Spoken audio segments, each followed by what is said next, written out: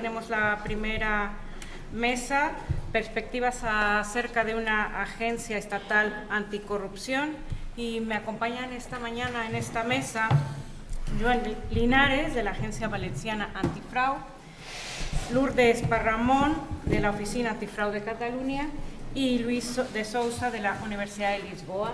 Bienvenidos y muchísimas gracias por acompañarnos esta mañana en este seminario. Voy a presentar brevemente a cada una de las personas que he mencionado y después entraremos a la mesa. Joan Linares es director ya lo he dicho, de la Agencia para la Prevención y la Lucha contra el Fraude y la Corrupción de la Comunidad Valenciana desde junio del 2017. Es licenciado en Derecho por la Universidad Nacional de Educación a Distancia y máster en Gestión y Dirección de Pequeños y Medianos Municipios, organizado por el Consejo General de Colegios Oficiales de Secretarios, Interventores y Tesoreros de la Administración Local, reconocido y valorado por el INAH. En el ámbito de las administraciones públicas ha sido funcionario de carrera de habilitación estatal, funcionario de carrera de la Generalitat Valenciana y administrador del Instituto Valenciano de Arte Moderno. Ha impartido docencia y numerosas conferencias en el Instituto Valenciano de Administración Pública, la Universidad de Valencia, la Universidad de Alicante, la Universidad de Granada, la Complutense de Madrid, la Pompeu Fabra y algunas universidades más, así como en el Museo Nacional de Arte Moderno Reina Sofía y en el Museo Picasso de Málaga. Así que sin más, 25 minutos de intervención y después presentaremos a los compañeros que nos acompañan. Muchísimas gracias. Efectivamente, procedo del ámbito de una administración pública como es la administración local, en mi calidad de secretario interventor de los municipios y desde hace más de 40 años como servidor público interviniendo en consorcios donde está el Estado, están las administraciones autonómicas, están los municipios, pues me ha permitido tener una visión bastante global del funcionamiento de no solo las administraciones locales, sino de todas las demás. Por avatares que no vienen al caso, en 2017 el Parlamento valenciano inició un proceso de elección de la persona que tenía que encabezar por primera vez y puesta en funcionamiento la Agencia Valenciana para la Prevención y Lucha contra el Fraude y la Corrupción, que es el nombre completo con el que hemos resumido Agencia Valenciana Antifraude. Me eligieron a mí de una terna de candidatos que fueron presentados por la sociedad civil. Tenían opción para presentar candidatos todos los grupos parlamentarios del arco parlamentario valenciano, pero también las entidades de la sociedad civil. Los grupos parlamentarios cedieron a estas entidades el que buscaran candidatos, se presentó una terna, esa terna desfilamos por el Parlamento donde fuimos examinados y donde tuvimos que exponer cuál era el proyecto que cada uno planteaba para la futura Agencia de Prevención y Lucha contra el Fraude y la Corrupción. Finalmente, el Parlamento valenciano, por una mayoría muy superior a las 3/5 partes, que es el mínimo exigible y sin ningún voto en contra, tuve el honor de ser la persona seleccionada.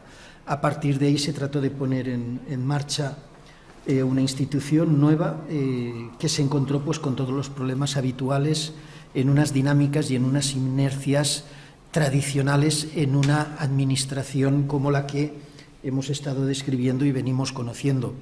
Para quien llevaba ya en aquella época casi 40 años en un cuerpo de una antigüedad de 200 años, los secretarios de ayuntamientos tenemos una antigüedad de 200 años, nacimos con la Constitución, con la PEPA, pues todo lo que vine a encontrarme, porque al principio fue un trayecto en solitario, pues nada me era nuevo, conocía perfectamente esa dinámica de funcionamiento de las administraciones, y el que apareciera una institución que desde una visión global, holística, pretendiera poner en marcha una estrategia de prevención y lucha contra la corrupción, pues con lo primero que topó fue con los mecanismos tradicionales de que estos lo que quieren es entrar en mi territorio.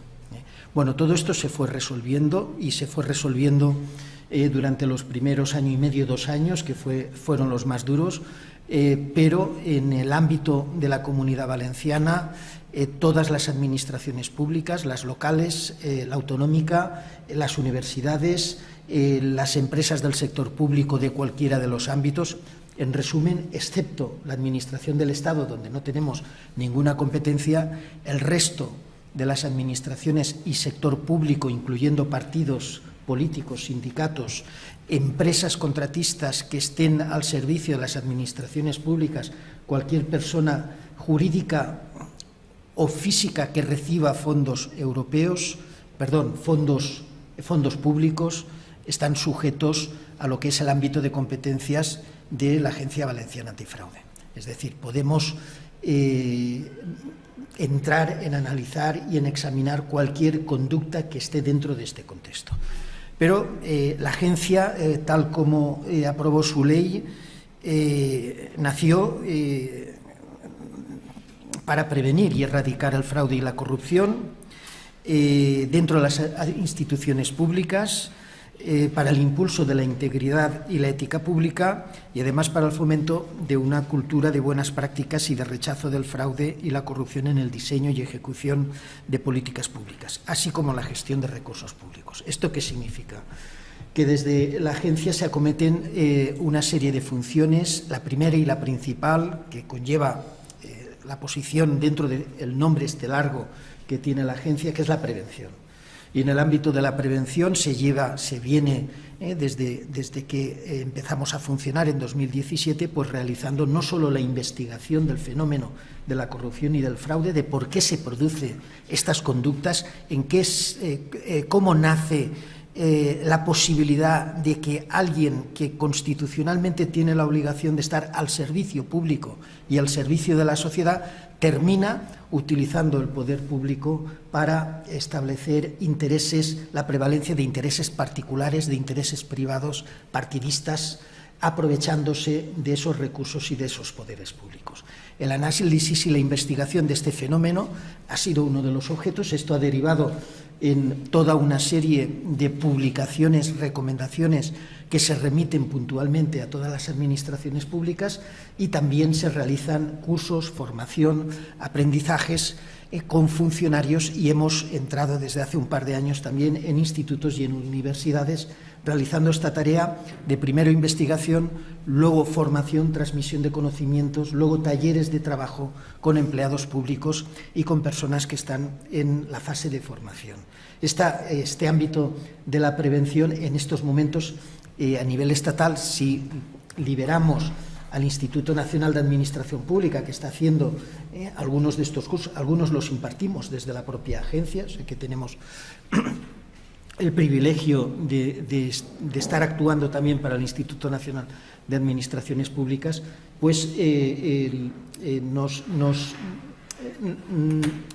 representa el cumplimiento de lo que es el primer objetivo y es el de esta máxima, ¿no? tan casera, ¿no? El de prevenir antes que curar, el de ir al origen del problema para intentar impedirlo.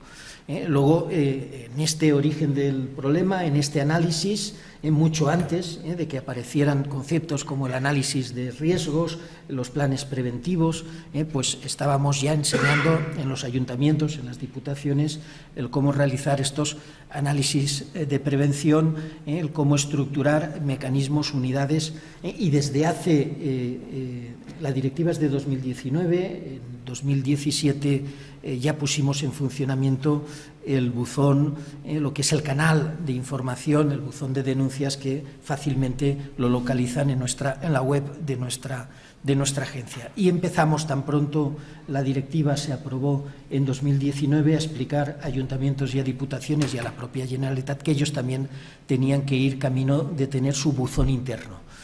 y desde hace un año aproximadamente tenemos protocolos suscritos con todas, una buena parte de estas administraciones, y ya en la Comunidad Valenciana hay ayuntamientos que tienen funcionando su canal interno de denuncias mucho antes de que la Ley 2 del 2023 entrara en vigor. La Diputación de Castellón está muy avanzada porque además está ayudando a los municipios pequeños en lo que ha de ser el futuro buzón. En esta parte que diríamos preventiva, evidentemente hay otra parte que sin ella difícilmente podríamos estar planteándonos resultados eficaces. Y es la parte reactiva, es la parte de que cuando ya ha ocurrido esto que no queremos que ocurra, ¿quién es el que actúa?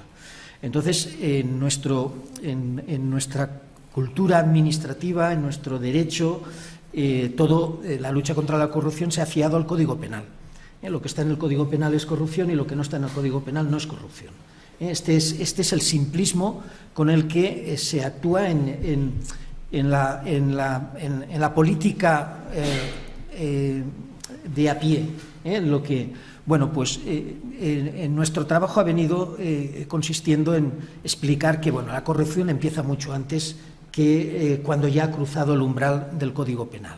La corrupción empieza con el conflicto de intereses, el cual consideramos un umbral importantísimo de esa corrupción y que por lo tanto hay que atajarla. Comienza por malas prácticas, comienza por conductas no éticas en el ámbito donde está pues el nepotismo, el favoritismo, actuaciones que por regla general, y tenemos varias sentencias activadas por acciones de la propia agencia, donde los propios tribunales se lamentan de que algo tan grave no sea delito, y lo devuelve a la agencia para que continúe con su fase administrativa, algo que con un lamento de una audiencia provincial de Valencia de que no es delito pero que hay que hacer algo, es pues sencillamente una acción como es filtrar las preguntas de un examen en una oposición del grupo A1, conductas que tienen una reacción. Si existe alguien que vaya a llevar a cabo, dices no, pero para eso está el tribunal. Y dices, bueno, ¿y si el tribunal no hace nada, como es el caso concreto? Porque el tribunal dijo, menudo lío, vamos a tener que anular la oposición con lo que ha costado de montar esto. Y las cuidadoras que denunciaron el hecho se encuentran con que no sirve para nada haber detectado un caso tan gravísimo como es pasarle a una opositora las soluciones a las preguntas del examen, y a lo mejor alguien dice, bueno, no es tan exagerado, es que para nosotros desde la agencia pues tal vez sea la corrupción madre de todas las corrupciones meter dentro de nuestras administraciones públicas funcionarios a los que se les regala el puesto, el sueldo para toda la vida, conocido en el argot nuestro el sueldo Nescafé. Porque esta gente no va a estar al servicio público, esta gente va a estar al servicio de quien le ha regalado el puesto de trabajo.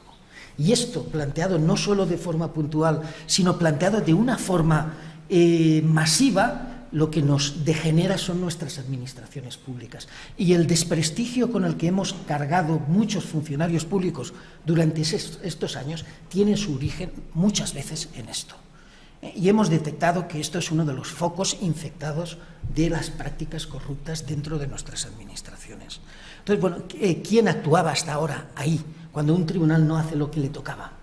Y las cuidadoras, dos funcionarias ejemplares, diciendo, ¿pero a dónde vamos?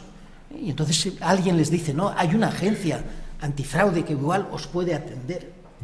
Y bueno, y esta agencia intervino, actuó y llevó hasta los tribunales este caso.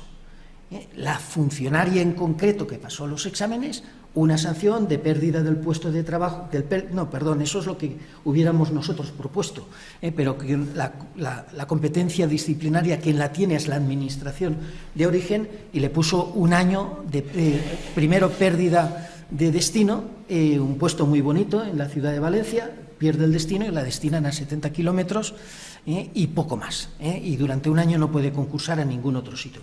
Para nosotros, infringir el artículo 103.3 de la Constitución tiene que conllevar la separación del servicio, pero automáticamente esa persona no puede seguir siendo funcionaria. Pues bueno, podrá seguir haciendo esto si alguien no se acuerda de que la pillaron en esta situación. Pero luego vienen las represalias.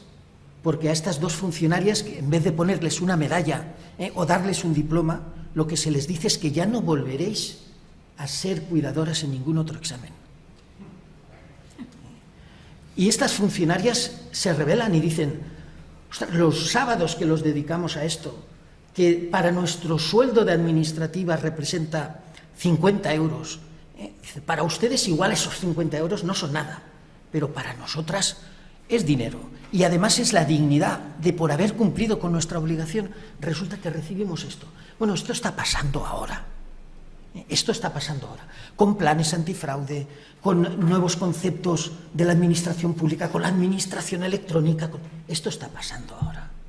Entonces, claro, el planteamiento muy pronto se terminó de preguntar: ostras, esto de una agencia antifraude, otro órgano de control, otro más. No, muy pronto se dejó de preguntar eso. Dice, porque hasta ahora, ¿quién controlaba todo esto? ¿Quién se ponía delante de todos estos problemas? No había ninguna alternativa, no había ninguna solución. Entonces, yo estoy contando esto dentro de esta mesa porque, en definitiva, he recogido los aspectos que a nivel estatal me gustaría que existiera la autoridad nacional. La semana pasada tuvimos en Italia, precisamente en la Autoridad Nacional Anticorrupción, una reunión europea donde por primera vez vino el gobierno español, porque hasta ahora estaba ausente, estaba representado por el Ministerio de Justicia, pero viendo la elección que han hecho los italianos con su ley del 2012 de crear una estructura nacional. Evidentemente en Italia no existe la estructura territorial que nuestra Constitución establece, pero perfectamente podría ser el compatible y perfectamente se podría estar homologando, pero la existencia de una autoridad que integra todos los conceptos que una administración pública, que unas administraciones públicas, que un sector público deben de tener presente dentro del funcionamiento de un Estado. Nos podemos ir al otro extremo, Francia, donde ha fraccionado en sí la Alta Autoridad para la Ética Pública, la Agencia Francesa Anticorrupción, pero que solo tiene funciones preventivas, o lo que ahora han hecho, y es endosarle, porque nadie lo quería, y esto comentado por los propios franceses en Roma la semana pasada, nadie quería hacerse cargo de la protección de los whistleblowers. Nadie quería. ¿Sobre quién ha recaído? Sobre el equivalente nuestro allí del defensor del pueblo, el defensor de los derechos de los ciudadanos. Por lo tanto, tenemos modelos. A mí, desde luego, con el respeto a la estructura territorial que tenemos en España, yo me inclino por el modelo italiano. El modelo francés creo que aquí, trasladado en España, donde además tenemos la estructura territorial nuestra, comunidades autónomas que tenemos agencias, comunidades autónomas que no las tenemos, pero ojo, a resultas de la Ley 2 del 2023, ya hay comunidades autónomas que están movilizándose para tener su propia autoridad territorial, pero no porque de golpe hayan tomado conciencia de que hay que proteger a los denunciantes, sino porque no quieren que el Estado se meta en su ámbito. Y esto confesado por técnicos de esas administraciones también territoriales que nos llaman para ver cómo se puede montar esto. Dices, es que este es el problema. El problema es que se plantea una orden ministerial, la 1030, que dice hay que hacer planes antifraude, y alguien confecciona un PowerPoint, lo aprueban en un ayuntamiento y dicen, ya tenemos plan antifraude. ¿Y quién va a ser el comité antifraude? Pues tú y tú. Y te encuentras con cada comité antifraude y te encuentras con cada plan antifraude en estos ayuntamientos.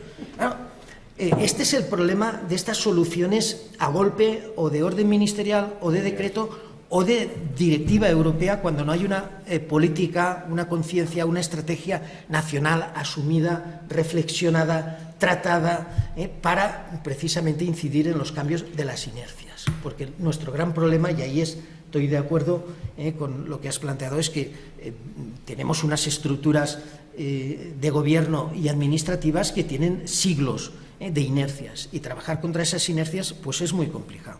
Pero esto es tan sencillo como que el Parlamento asume esto, y el Parlamento decide construir una agencia nacional de prevención y lucha contra el fraude y la corrupción, integrando todas estas funciones, y los demás servidores públicos, como servidores públicos que somos, a cumplir las leyes que ordena nuestro Parlamento.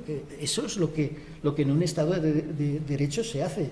Esto es lo que en un pequeño territorio como es la Comunidad Valenciana pues se hizo en 2016, se puso en marcha en 2017.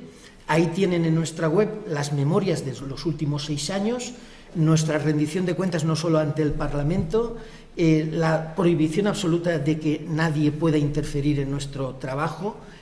El director rinde cuentas cada vez que es llamado al Parlamento a dar las explicaciones que hace falta, y luego un Consejo Ciudadano de 12 más 1, porque acaba de incorporarse, hay derecho dentro de lo que es nuestro Consejo de Participación Ciudadana, donde también rendimos cuentas, ahí no solo el director, sino también todo el equipo directivo de la propia agencia. Sin pretender que se copie nada, pero yo creo que ha habido territorios en la Comunidad Valenciana, en Cataluña, que fue la oficina más antigua, la Comunidad Valenciana, Andalucía, Navarra y las Islas Baleares, que somos las comunidades autónomas que en estos momentos han ido construyendo un sistema, una estrategia de prevención y lucha contra la corrupción, que creo que en cierta manera está aportando, bueno, pues que esta lacra que cada día nos sale en los periódicos y nos salta desafortunadamente con noticias que te sigues preguntando, pero esto todavía era posible que ocurriera. Y dices, pues sí, todavía era posible que un tío fuera con 3 presupuestos y se adjudicara cada vez a una empresa. La misma empresa está en el mismo domicilio social, aunque tiene NIF diferentes, y nadie lo había detectado. Eso, o sea, pero si esto es tan sencillo como estar conectado con el registro mercantil, como estamos nosotros conectados, es que detectamos todo este tipo de cosas. Pues no, todavía sigue ocurriendo ahí. Entonces, no hay nadie que detecte esto, no hay, pues tendremos que hacerlo, porque a mí en algunos foros, alguno como este, pues he tenido que oír respuestas de que lo de la integridad se trae puesta de casa, ¿no? Cuando planteas la necesidad de planes de integridad en nuestras administraciones públicas. Pero cuando preguntas, bueno, y cuando alguien no trae la integridad puesta de casa, ¿tienes algo previsto? ¿Has pensado algo? Claro, se tiene que callar, porque se termina planteando. El problema no es aquellos que son muchísimos las personas honestas, las personas íntegras que hay en política y que están sufriendo el desprestigio de la política. Y está una encuesta que Luis y Fernando Jiménez han hecho para la Agencia Valenciana Antifraude, donde se sitúa los partidos políticos y a los políticos como el segundo problema que tienen los españoles.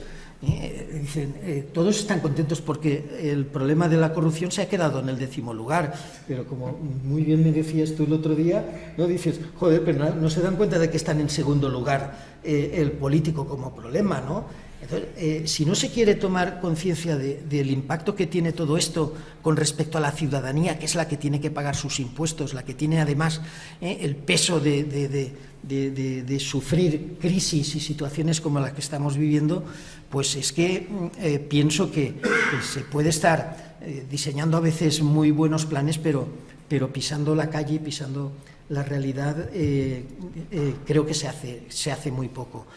Solo que se dé un vistazo a estas memorias de estos últimos años, qué denuncias nos entran, porque nosotros publicamos los informes finales de las investigaciones que realizamos, debidamente anonimizados, pero los publicamos, se sabe ahí. He hablado del ámbito de los recursos humanos, tan delirante que les he comentado, pero en materia de contratación, en materia de subvenciones, en materia de gestión del patrimonio público, en materia de urbanismo y de medio ambiente, lo que es la gestión del territorio, todo lo que nos toca ver, todo en ese día a día, lo que llamamos también la pequeña corrupción, porque lo que sale en los periódicos, puesto que hemos fiado todo al Código Penal, solo es aquello que llega al Código Penal, no tiene nada que ver con el día a día que perjudica el funcionamiento de nuestras administraciones, de nuestros recursos. No es sorprendente, ¿no?, un Tribunal de Cuentas que en 2013 hace una comparativa entre Alemania, España, Polonia y Grecia del coste de 1.000 metros cuadrados de una autopista en las mismas condiciones orográficas, y en España cuesta el doble que en Alemania. Igual que, pero Polonia no seguía, y Grecia también. Es decir, 3 países eminentemente donde la corrupción ha conseguido que la contratación pública se la repartan entre 5 grandes constructoras, como muy bien la Comisión Nacional de los Mercados y la Competencia determinó, les puso una sanción de 200 millones de euros, ya me dirán que es para estas 5 constructoras 200 millones de euros, pero además han conseguido que un tribunal paralice la recaudación de estos 200 millones de euros y además no están penalizadas con impedirles que sigan repartiéndose el pastel de la contratación pública, que es de 200.000 millones de euros al año, el 20% del PIB casi.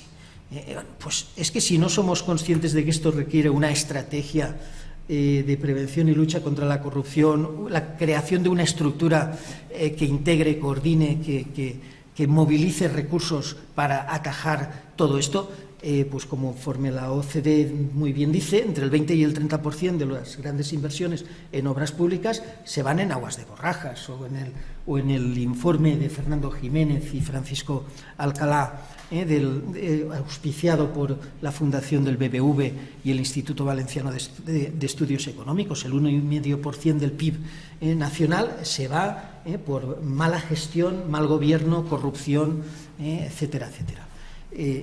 Es mi aportación. Disculpen si me he extendido demasiado. Gracias.